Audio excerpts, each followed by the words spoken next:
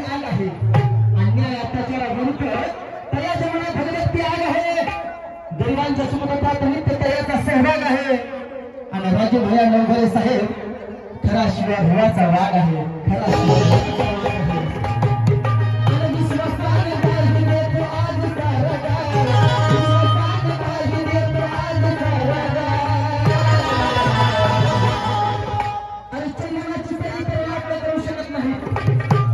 चंदन का असते लाकूड लाकूड असते वेगळ्या भैयासाहेबांसाठी जोरदार पाहिजे जोरदार आणि चंदनाची तरी पण लाकडं करू शकत नाही वाघाची बरोबरी माकडं करू शकत नाही अरे हे सूर्यप्रकाशा एवढे खरं आहे मनोज राजा माझ्या भैयासाहेबांचं तुम्ही लाकडं करू शकत नाही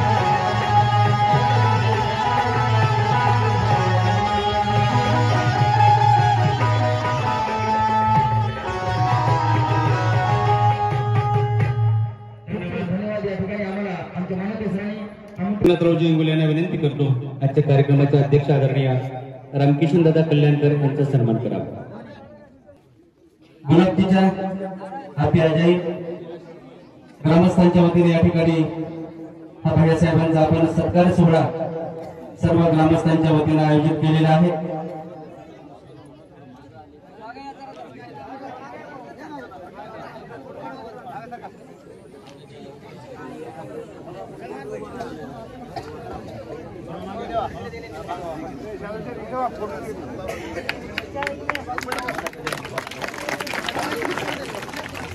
जरा टाळ्या वाजवा भैयासाहेबांचा जोरात टाळ्या वाजवा कारण आपल्या गावावरती भैयासाहेबांचं विशेष लक्ष आहे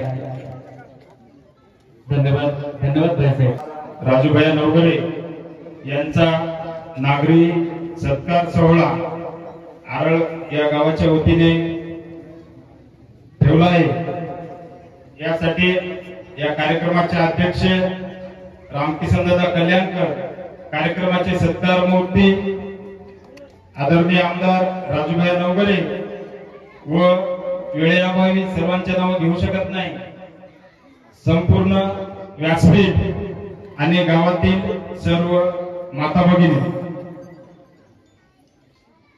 या ठिकाणी भैया दुसऱ्या वेळेस विधानसभेवर निवडून गेल्यामुळं आपण त्यांचा सत्कार आपल्या गावाच्या वतीने ठेवला आहे ही एक आपल्यासाठी आनंदाची बाब आहे की आपण भैयावर सतत प्रेम करतो आणि प्रेम करीत असताना आपला जो आनंद आहे तो कुठेतरी आपण द्विगुणित केला पाहिजे ते आपल्या सर्वांच्या मनात होतं आणि तो दिवस आम्ही आज भैयाला 4 दिवसापूर्वी दिवस मागितला वेळ मागितला आणि भैयाने आम्हाला ते वेळ दिला त्याबद्दल मी सर्वप्रथम भैयाचे आभार मानतो व पुढील प्रास्ताविक मानवती सर यांना करायला संबोधित धन्यवाद दादा कल्याणकर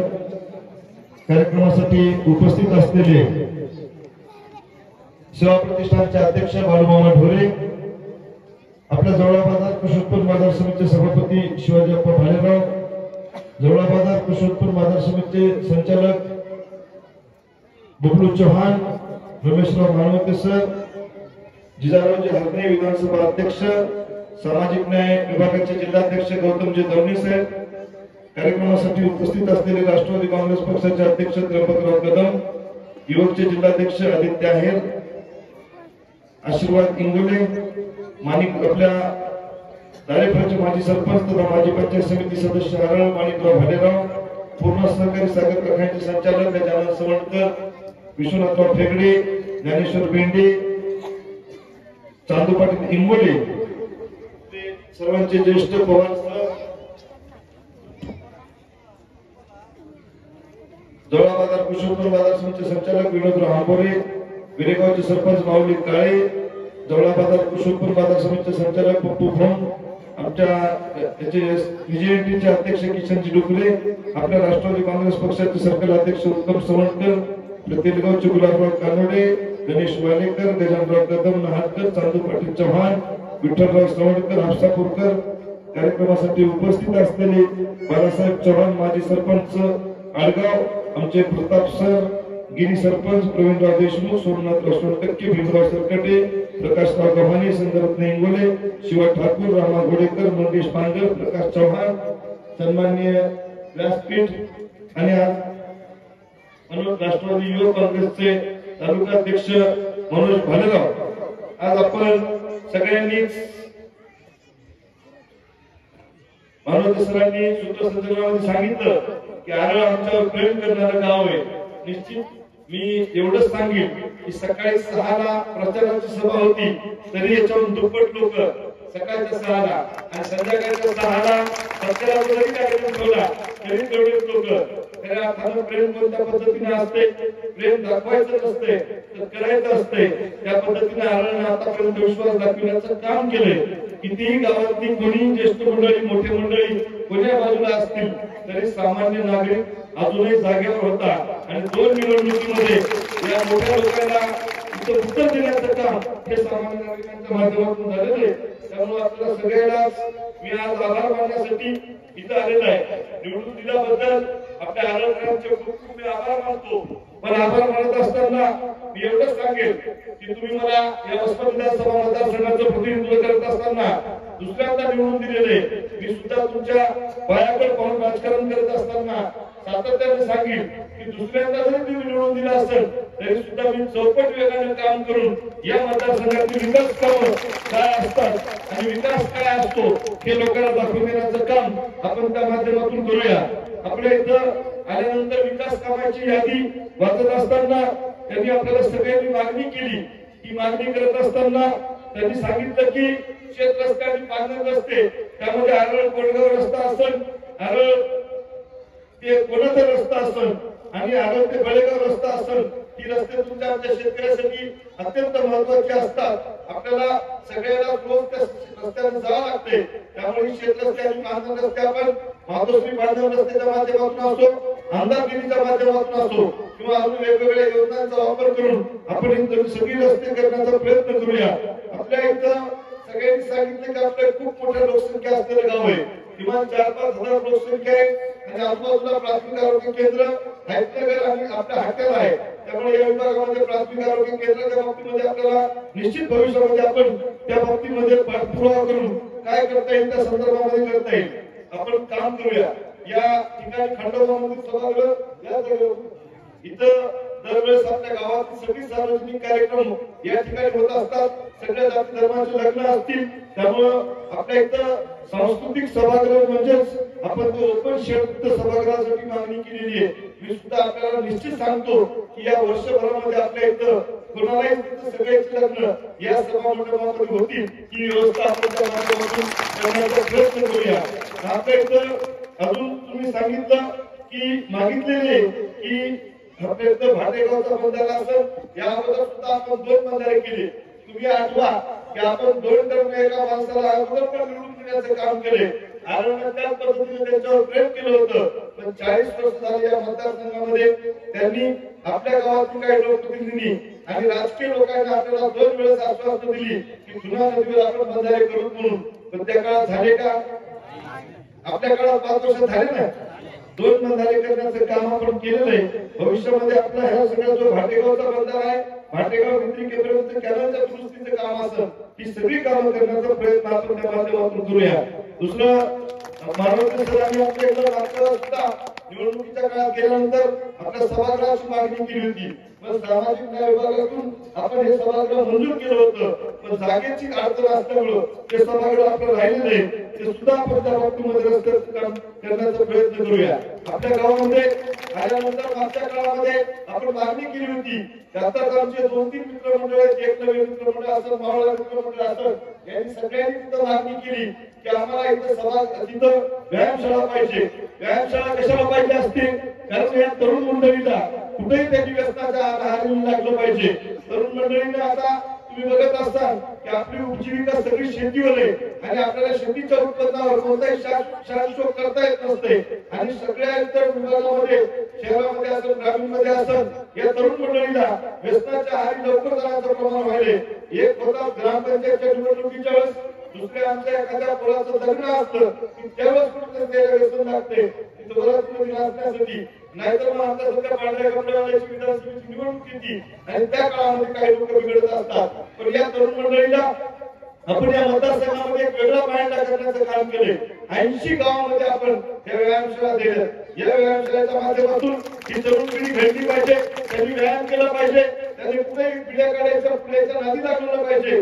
पोलीस भरतीसाठी तिथं त्यांनी प्रयत्न केले पाहिजे, मिलिटरी भरतीसाठी प्रयत्न केले पाहिजे, अग्निवीरसाठी प्रयत्न केले पाहिजे. कारण ज्या पद्धतीने आपण मंदिरामध्ये जातो, मंदिरात गेल्यानंतर आपण तिथं पवित्र निर्माण करतो असते मनामध्ये आपल्या, पण जर आपलं शरीर निरोगी असेल तर त्या तरुण मुलाचं मन सुद्धा पवित्र राहत असते आणि त्या पवित्र मनामध्ये पवित्र विचार येत असतात आणि त्या माध्यमातून त्याला आपली शरीर शक्ती म्हणून तिथं आपल्या शेतामध्ये काम करायचं असत्या त्याला किंवा एमपीएससी यूपीएससीच्या वेगवेगळ्या स्पर्धा परीक्षेच्या माध्यमातून पुढे जायचं असेल तर त्याला या व्यायामाची गरज असते. निश्चित या आळमधील तरुण पिढी पुढच्या काळामध्ये व्यसन मुक्त राहील ही मी अपेक्षा बाळगतो आणि आज त्याचं व्यायामशाळेचं सुद्धा आपण त्या माध्यमातून उद्घाटन करण्याचं काम केलेलं आहे. मागच्या काळामध्ये आपल्या इथं वेगवेगळ्या समाजासाठी सभागृह असलं पाहिजे, त्यामुळे आपण डॉक्टर बाबासाहेब आंबेडकर सभागृह मागच्या काळात मंजूर केलं, जागेअभावी राहिलेलं होता.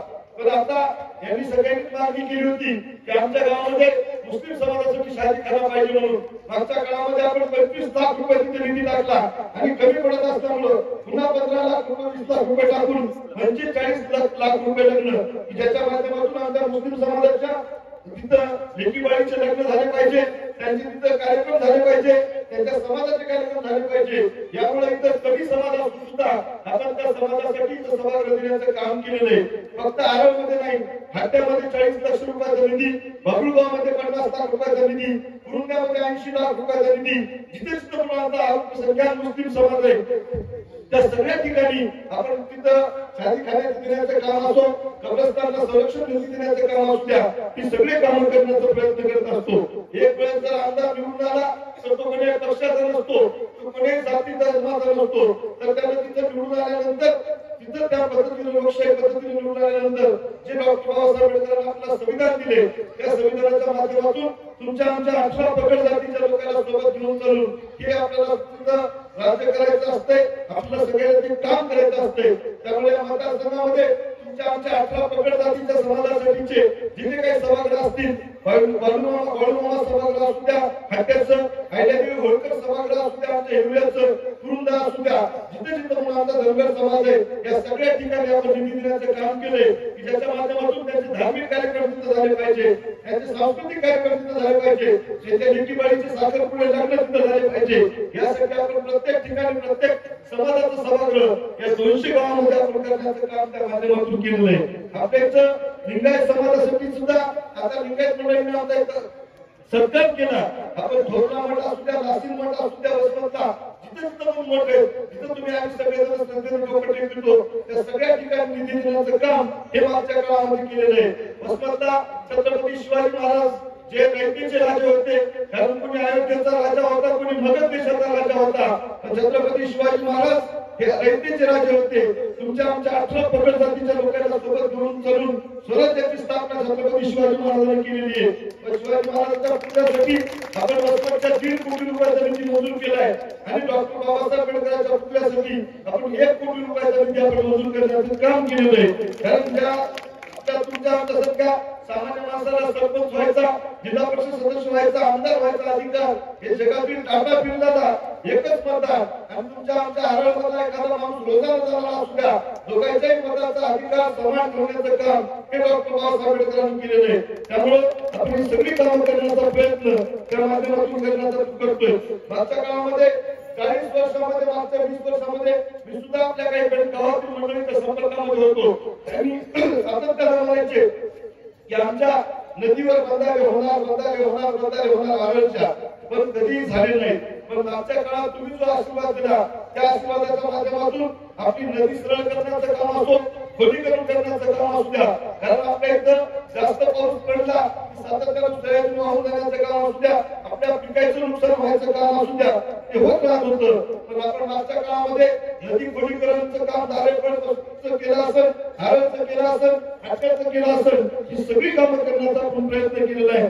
आणि जुना नदीवर जवळपास आपण 4 किलोमीटर पर्यंत नाला सरळीकरण, खोलीकरण करण्याचं काम आणि 2 बंधारे आपण याच्यावर केलेले आहेत. पुढच्या काळामध्ये भाटेगावच्या संदर्भात आपण मागणी केली आहे, ते सुद्धा लवकरात लवकर बंधारा आपण पुढच्या काळामध्ये करून पाणी तिथं आणलं पाहिजे, पाणी जिरलं पाहिजे, तुमच्या आमच्या विहिरीला बोरला पाणी राहिलं पाहिजे, हे सुद्धा काम आपल्याला त्या माध्यमातून करायचंय.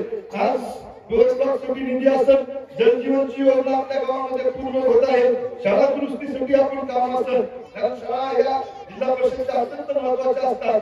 मोठे लोक सगळे त्यांचे विद्यार्थी मोठमोठ्या शहरामध्ये जाऊ शकतात, पण तुम्ही आम्ही सगळेजण खेड्यात राहणारे मुलं त्यांच्यासाठी आपल्या लेकरांसाठी जिल्हा परिषद शाळा अत्यंत महत्वाची असते. त्यामुळे आपण 10 लाख रुपयाचं निधी मागच्या काळात टाकलेलं आहे. पशुवैद्यकीय दवाखान्याच्या दुरुस्ती असू द्या, हारळ निरंजनेश्वरच्या रस्त्याची मागणी येत होती, त्याही वेळेस आपण निधी टाकायचं काम आज केलेलं आहे. पुढच्या काळात सुद्धा हारळमध्ये जे काही मंडळी आहेत, सगळ्या जाती धर्माच्या सभागृह असतील, सगळ्यांचे जे काही तिथले कार्यक्रम असतील तर ते होण्यासाठी सुद्धा आपण तिथं काम करण्याचा प्रयत्न भविष्यामध्ये करूया, एवढं या ठिकाणी सांगतो. आपण या निवडणुकीमध्ये खूप मोठ्या प्रमाणावर मदत करण्याचं काम केलेलं आहे. या मतदारसंघामध्ये जवळपास 250 गाव होते आणि 200 गावांना आपल्याला ऋण देण्याचं काम केलेलं आहे. त्यामध्ये हारळ सुद्धा आणि आपलं सर्कल हे खूप मोठ्या प्रमाणावर तिथं आघाडी देण्याचं काम केलेलं आहे. मागच्या निवडणुकीमध्ये आपण विश्वास दाखविला, आपल्या टीममधून सर्कलमधून सगळ्यात जास्त मताधिक्य पडलं. यावेळेस आपल्या सर्कलमधून खूप चांगल्या पद्धतीनं मताधिक्य देण्याचं काम केलेलं आहे.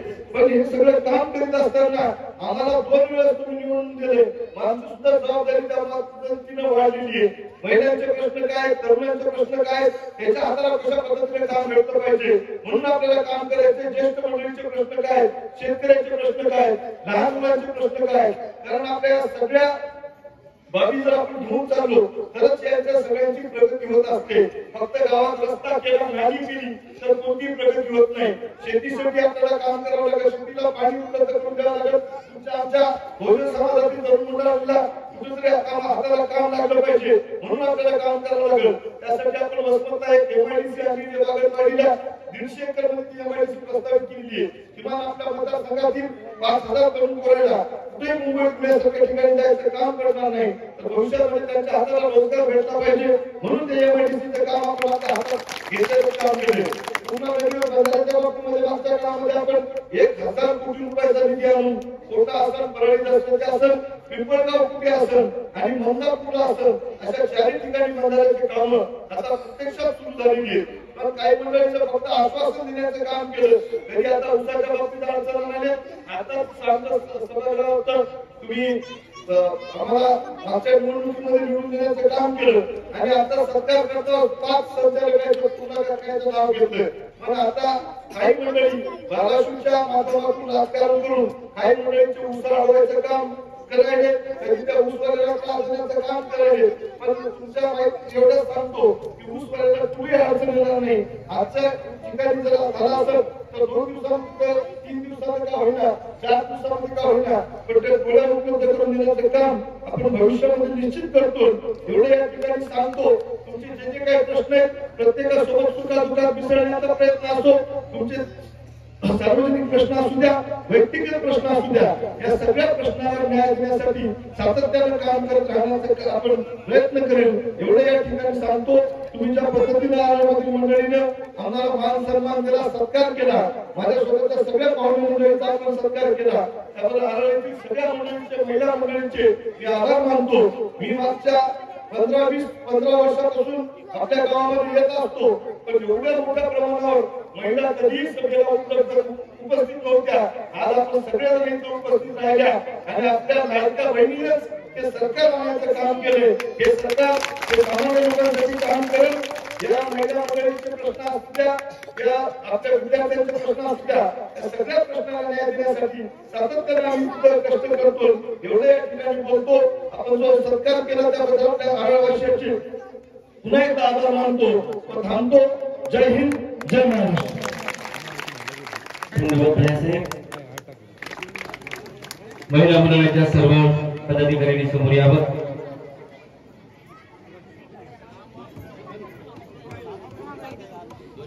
थोडं बाजूला थांबा. मामी थोडस तिकडे बघा वहिनी, कारण फोटो काढायला त्रास होणार आहे तिकडे. दोन्ही बाजूला थांबा.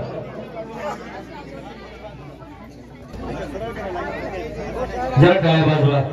हो हो, धन्यवाद.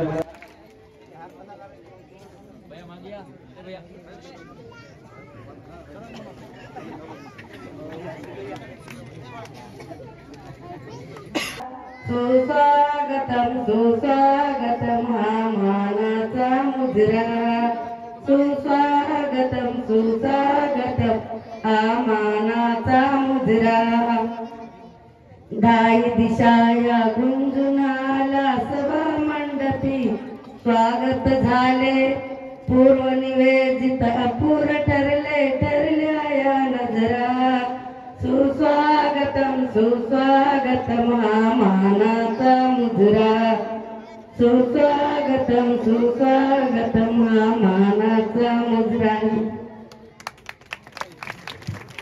जरा त्या रस्त्यावर जेव्हा येते एवढे तरी टाळ्या वाजवा जोरात. आपण तुम्हाला जास्त जावं लागते.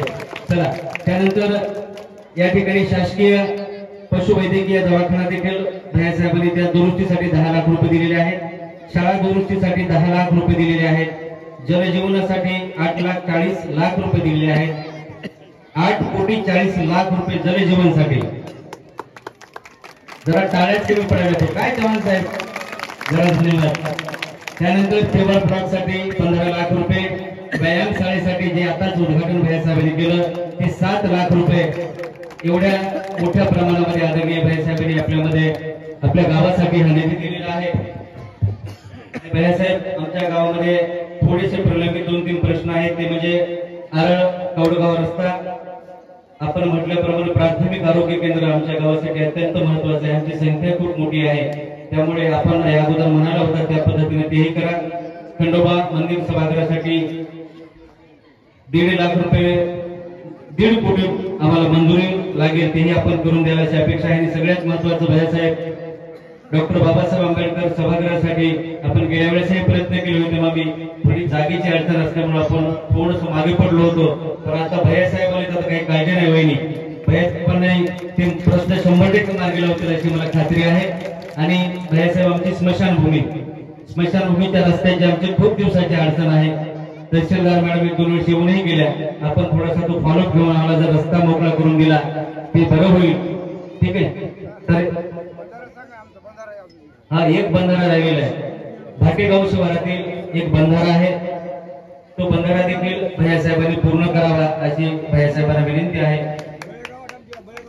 बळेगावाट, बरं ठीक आहे, बळेगावाट सुद्धा भैयासाहेब आहे ते आपण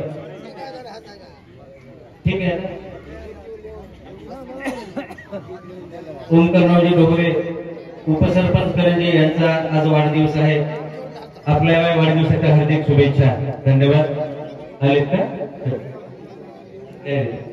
आणि आपण 2 मिनिटं शांतता बसावं. मी भैयासाहेबांना विनंती करतो आपण आजच्या आमच्या सत्काराला उत्तर द्यायचे.